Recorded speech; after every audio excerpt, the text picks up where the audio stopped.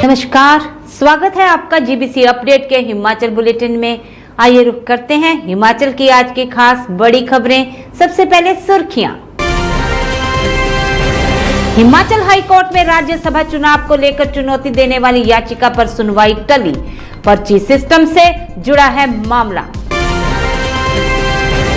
विधानसभा अध्यक्ष की अनुपस्थिति में 3 विधायकों को मिली बड़ी जिम्मेदारी। 27 अगस्त से सत्र की होगी शुरुआत। जयराम ठाकुर बोले, प्रदेश सरकार की नीतियों से जनता है परेशान। हिमाचल की 17 दवाइयां गुणवत्ता मानकों पर फेल। प्रदेश भर के विभिन्न 12 उद्योगों में हुआ औषधियों का निर्माण। कई जगह रेल पटरी का नामो निशान नहीं, पर विभाग अनजान। मंत्रियों से मिलने वालों के लिए बदले नियम। रिसेप्शन पर पहले आएगी मेल, तभी मिलेगी मंजूरी। मेडिकल कॉलेजों में रेजिडेंट डॉक्टर 12 घंटे से ज्यादा नहीं देंगे ड्यूटी। हिमाचल में बारिश के कहर से 2 महीने में 139 मौतें। अब तक 1139 करोड़ का नुकसान और 56 सड़कें बंद। जन्माष्टमी के मौके पर फलों की कीमतों ने बिगाड़ा बजट। सेब 180 तो अनार हुआ 200 पार। अब खबरें विस्तार से। भाजपा से राज्यसभा सांसद हर्ष महाजन के चुनाव को चुनौती देने वाली याचिका पर सुनवाई शुक्रवार को भी जारी रहेगी। मामले की सुनवाई 3 सितंबर तक स्थगित करने से जुड़े आवेदन को खारिज कर दिया था।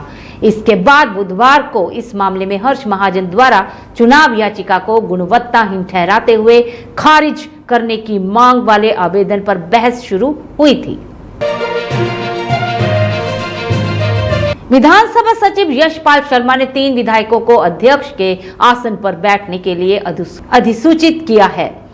भाजपा की ओर से अनिल शर्मा, कांग्रेस की ओर से नंदलाल और संजय रतन का नाम चयनित किया गया है। नंदलाल राज्य वित्त आयोग के अध्यक्ष भी हैं। इन तीनों विधायकों को वर्ष 2024 के लिए अधिसूचित किया गया है।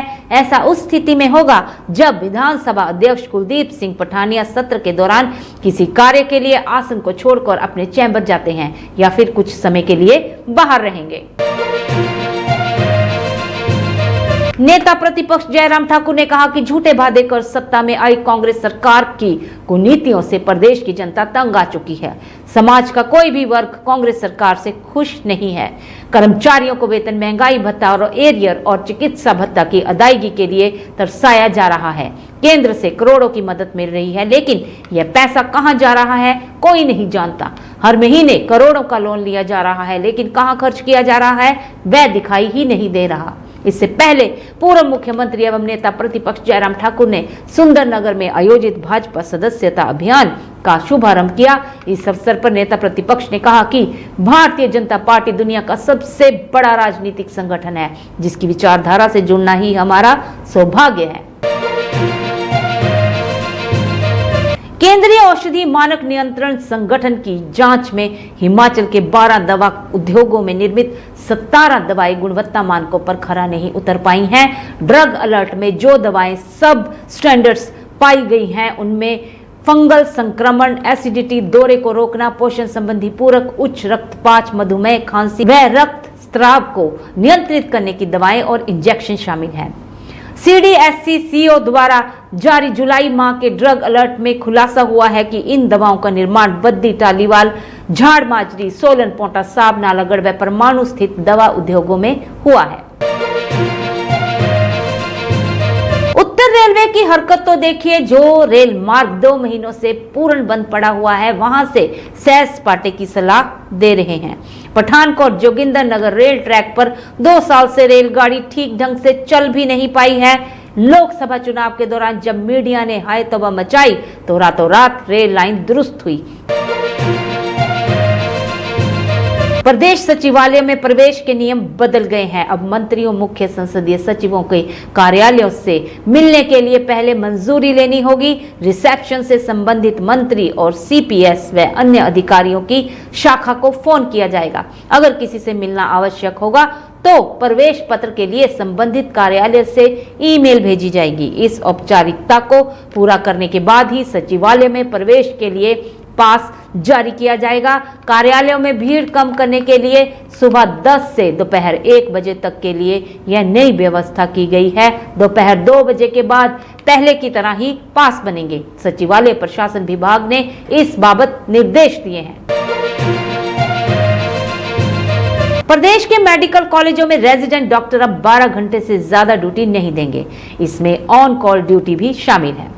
सरकार की ओर से वीरवार को यह निर्देश जारी कर दिए गए हैं। वहीं आदेश संबंधी कॉपी मेडिकल कॉलेजों के प्राचार्य को भी भेजी गई है।